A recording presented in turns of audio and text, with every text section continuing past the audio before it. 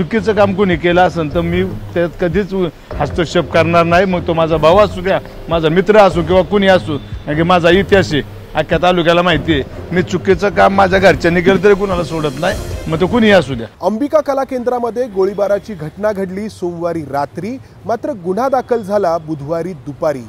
मधल्या 1.5 दिवसामध्ये असा कोणताही प्रकार घडलेलाच नाही हे पुणे ग्रामीण पोलीस निक्षून सांगत होते। एवढंच नाही तर कला केंद्राचे मालक देखील गोळीबाराची कोणतीही घटना घडलेली नाही हे माध्यमांना सांगत होते। आणि त्यातून प्रश्न निर्माण झाला की पुणे ग्रामीण पोलीस आमदार शंकर मांडेकर यांच्या भावानी हा गोळीबार केलेला असल्यामुळे हे प्रकरण दडपण्याचा प्रयत्न करत होते का, पुणे ग्रामीण पोलिसांवरती कोणाचा दबाव होता का?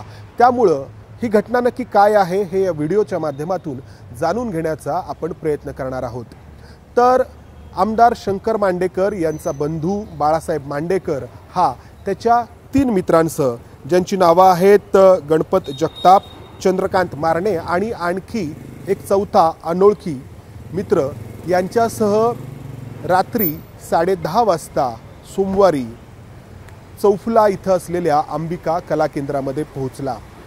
चौफुला इथं असलेली ही 3 कला केंद्र संपूर्ण राज्यभरामध्ये प्रसिद्ध आहेत आणि या कला केंद्रांच्या आतमध्ये नर्तिकांचे अनेक समूह त्या ठिकाणी येणाऱ्या लोकांसाठी त्यांची कला सादर करत असतात। तर रात्री 10:30च्या दरम्यान हा बाळासाहेब मांडेकर त्याच्या 3 मित्रांसह या कला केंद्राच्या आतमध्ये पोहोचला।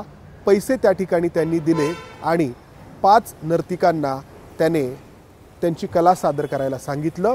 5 नर्तिका त्यांच्या कला सादर करत होत्या, नाचगाणं त्या ठिकाणी सुरू होतं आणि त्यानंतर काही वेळाने हा बाळासाहेब मांडेकर आणि त्याचे इतर 3 मित्र देखील त्या नाचगाण्यामध्ये सहभागी झाले।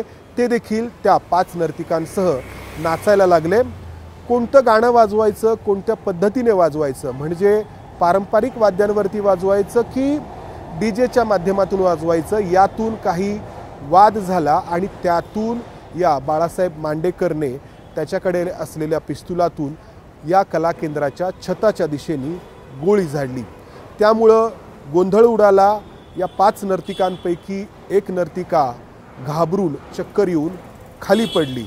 त्यानंतर तिथे असलेल्या एका कर्मचाऱ्यांनी धावत जाऊन ही माहिती कला केंद्राच्या मालकाला दिली। मात्र कला केंद्राच्या मालकाने बदनामीच्या भीतीने ही माहिती दडपण्याचा प्रयत्न केला। काल दुपारपर्यंत कला केंद्राचा हा मालक सातत्याने असा कोणताही प्रकार घडलेला नाही हेच सांगण्याचा प्रयत्न करत होता। एवढंच नाही तर पुणे ग्रामीण पोलीस देखील त्या ठिकाणी कोणतीही गोळीबाराची घटना घडलेली नाही हे सांगत होते। या कला केंद्राच्या मालकाचं नाव आहे बाबासाहेब राजश्री अंधारे आणि हा त्या ठिकाणी मॅनेजर म्हणून देखील काम करत असतो।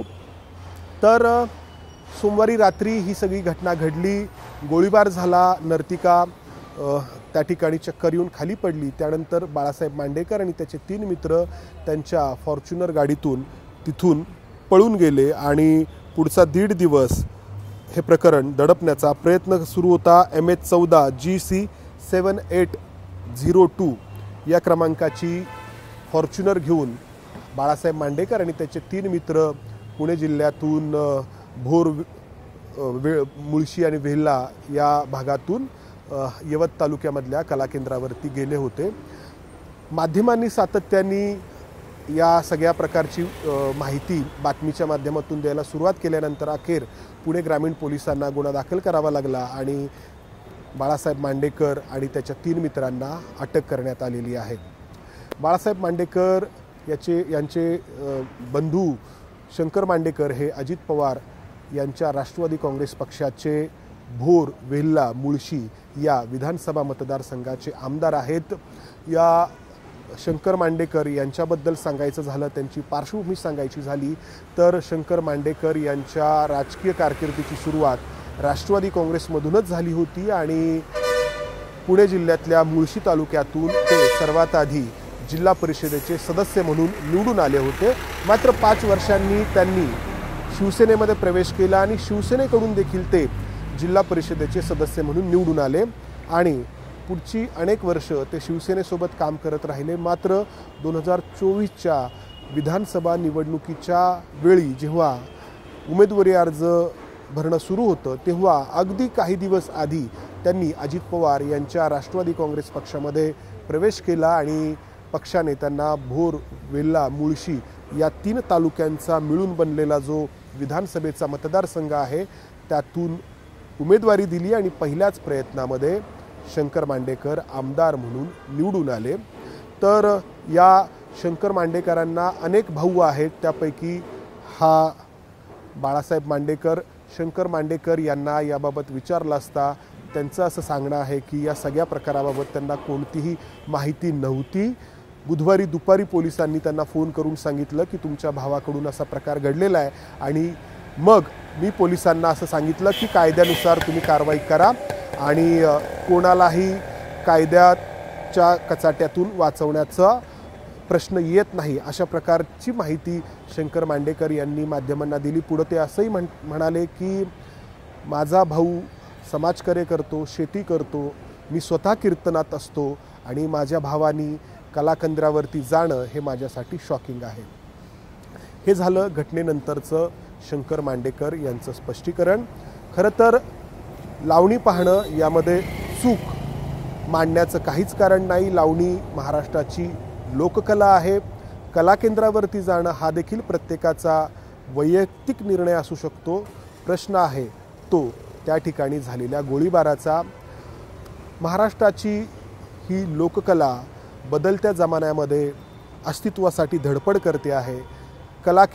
कलाकेंद्रावरती असलेले कलाकार ही लोककला, ही परंपरा जगवण्याचा प्रयत्न करतायत। मात्र अशा गोळीबारासारख्या ज्या घटना घडतात त्या घटनांमुळे ही लोककला आणि ती जपण्याचा प्रयत्न करणारे जे कलावंत आहेत ते नाहक बदनाम होतात आणि गोळीबारासारखा जो उन्माद आहे तो येतो कुठून? तो अर्थातच राजकीय शक्ती पाठीमागे उभी असल्यामुळं आणि त्यातून जर पोलीस अशी कोणती घटना घडल्यानंतर देखील ती घडलेलीच नाही असं 1.5 दिवस सांगत असतील तर प्रश्न आणखी गंभीर बनत जातो। कॅमेरामन अमोल गवाळेसह मी इथेच थांबतो। धन्यवाद। एबीपी माझा, उघडा डोळे बघा नीट।